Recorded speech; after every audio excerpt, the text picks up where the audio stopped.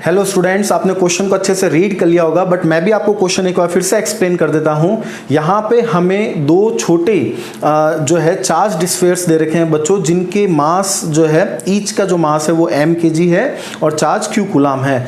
अब बच्चों इन दोनों चार्ज स्फीयर्स को एक कॉमन पॉइंट से L मीटर की जो है इंसुलेटिंग थ्रेड से जो है इनको सस्पेंडेड कर दिया गया है। और यहाँ पे जो इंसुलेटिंग थ्रेड है उसका भी जो मास है वो बहुत ही कम है, मतलब उसको आप मासलेस मान सकते हैं। ओके, तो अब बच्चों जब इक्विलिब्रियम की कंडीशन होगी और उस कंडीशन में जो ये इंसुलेटिंग थ्रेड्स है ये वर्टिकल के साथ में यहाँ पे थीटा एंगल बनाती है, तो हमें शो दैट करना है यहाँ पे कि जो क्यू स्क्वायर की जो वैल्यू है वो यहाँ पे आनी चाहिए 4mg L² sine square theta tan theta into 4 pi epsilon not. Okay, ये जो है रिलेशनशिप हमें मिलनी चाहिए यहाँ पे। तो आइए बच्चों हम देखते हैं इस क्वेश्चन का सॉल्यूशन। तो सबसे पहले इसके लिए जो नेसेसरी डायग्राम है बच्चों वो हम यहाँ पे ड्रॉ कर लेते हैं। देखिए मैंने इंसुलेटिंग थ्रेड्स की हेल्प से दो यहाँ पे छोटे स्फीयर्स को जो है वो सस्पेंड कर दिया। ओके, अब बच्चों इन दोनों का चार्ज जो है Q हमें गिवन है, तो यहाँ पे ये दोनों जो स्फीयर्स होंगे इनके ऊपर जो है वो तीन फोर्सेस जो है बच्चों वो यहाँ पे लगेंगे। कौन कौन से वो फोर्सेस होंगे? देखिए, एक तो एक दूसरे को रिपेल करेंगे तो जो है इलेक्ट्रिक फोर्स ऑफ रिपल्शन वो यहाँ पे एक्ट होगा, एक थ्रेड में टेंशन डेवलप होगा और एक इनका जो वेट है mg वो इनके ऊपर यहाँ पे लगेगा mg।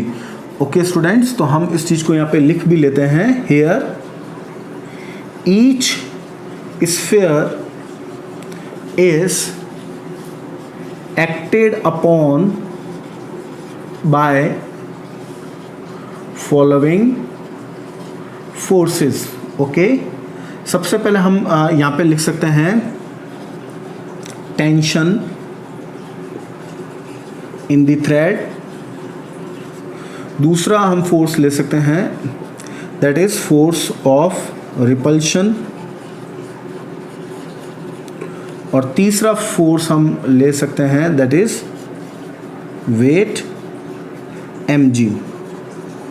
ओके स्टूडेंट्स, अब देखिए जैसा कि क्वेश्चन में हमें इंफॉर्मेशन गिवन है, ये हमने वर्टिकल को ड्रॉ कर लिया है। ये इंसुलेटिंग थ्रेड वर्टिकल के साथ में थीटा एंगल का फॉर्मेशन जो है वो यहाँ पे करती हैं। ओके, तो अब इनकी लेंथ जो है वो L हमें यहाँ पे दे रखी है।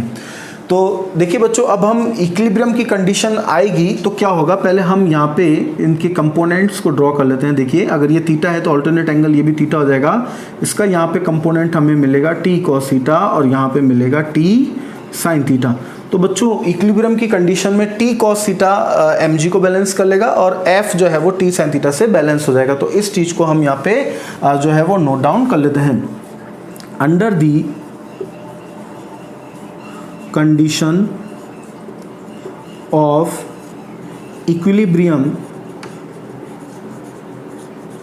हम यहाँ पे लिख सकते हैं that is t sin theta which is balanced by force F and t cos theta which is balanced by weight mg। Okay, तो स्टूडेंट्स अब हम यहाँ पे इन दोनों इक्वेशंस को एक दूसरे से डिवाइड यहाँ पे कर देते हैं। ओके, तो देखिए अब हमें यहाँ पे क्या मिलेगा,